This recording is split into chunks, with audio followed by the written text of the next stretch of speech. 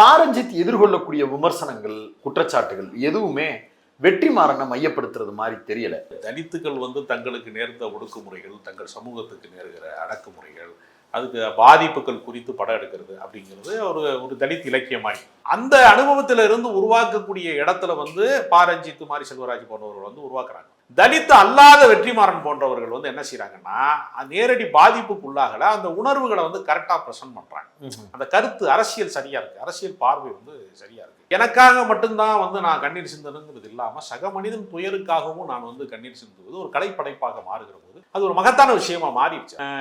போலி என்கவுண்டர் எப்படி செய்யப்படும் அப்படிங்கிறதுக்கான ஒரு விளக்க மாதிரியே இருந்துச்சு விசாரணை படம். அந்த படம்லாம் அப்படி ஒரு படம் எடுக்க முடியும்னு மனித உரிமை தளத்துல அரை கூட்டங்கள்ல பேராசிரியர் மார்க்ஸ் மாதிரி ஆளுக பேசிக்கிட்டு இருந்த ஒரு விஷயம் அது ஒரு வெகுஜன சினிமாங்கிற ஒரு ஊடகத்துக்குள்ள கொண்டு சேர்த்தது இருக்குல்ல, அது காலத்தால் அழியாத ஒரு திரைப்படத்திற்கான ஒரு சாட்சியமா நான் பார்க்கிறேன்.